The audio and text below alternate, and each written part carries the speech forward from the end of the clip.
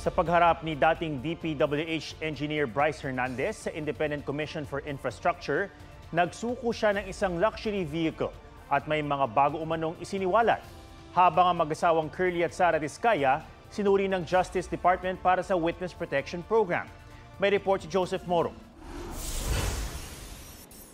Ang 12 million pesos na luxury vehicle na ito na pag-aari ni dating DPWH Assistant District Engineer Bryce Hernandez, isinuko niya nung humarap ngayong araw sa Independent Commission for Infrastructure.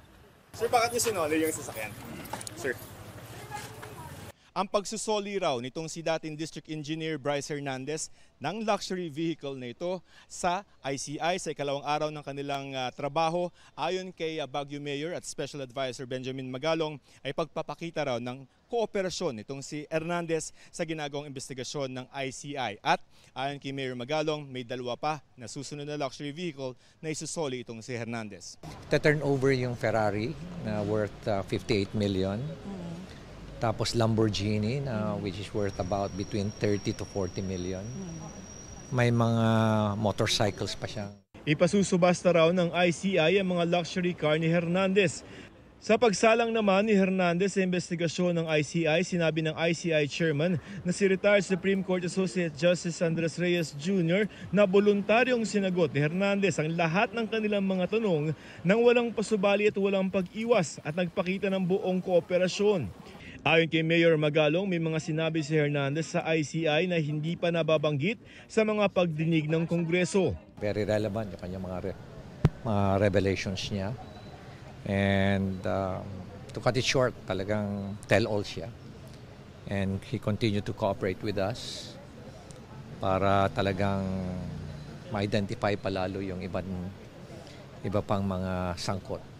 Magandang lead ito para sa maimbestigador. Humarap din sa ICI si dating DPWH Secretary Manuel Bonoan. For the meantime, siguro hintayin na lang natin si Chairman kung ano yung mga na-reveal niya. Sa ocular inspection ng NBI at DPWH sa mga flood control projects sa Bulacan, may nabisto pang 5 bagong ghost projects na nagkakahalaga ng kalahating bilyong piso. Halos lahat ay nakapangalan sa Sims Construction ni Sally Santos. Meron tayong magandang kaso against yung personalities involved. DPWH officer and contractors. Ang daming ghost project, ang daming yung hindi tama yung pagkakagawa, substandard. Ang initial findings at rekomendasyon ng NBI sa mga proyektong ito isinumite ng NBI sa DOJ. Plano rin nila itong isumite sa Ombudsman. I-evaluate natin yan, but we will have to look at the jurisdictional matters first. Kasi nga, we have a MOA with the Ombudsman. We cannot prosecute everything. The Ombudsman is the lead when it comes to graft and corruption. Sa DOJ naman, dumating ang mag-asawang Curly at Sara Diskaya. In-evaluate na ng Justice Secretary kung pwede silang ipasok sa Witness Protection Program. Confidential ang proceedings ng witness protection. I think that they're really looking for a solution to their problems. I think that it's a relief for them to be talking to people who just want to go to the truth. Paglilinaw ni DOJ spokesperson Miko Clavano, ang evaluation ay para pa lamang sa witness protection at hindi pa upang maging state witness. Yung state witness po kasi, we will find that out later on in the case. Pag meron na pong naka-file na kaso sa korte, we will have to move for the discharge of the witness to become a state witness. And that's when the state immunity comes in. Nais din daw mapasailalim sa WPP evaluation ang 2 hanggang 3 raw na konektado sa maanumalyang flood control projects. Ang isa ay kasama sa 15 contractor na tinukoy ng Pangulo na naka-corner ng 20% ng kabuang budget ng mga proyekto.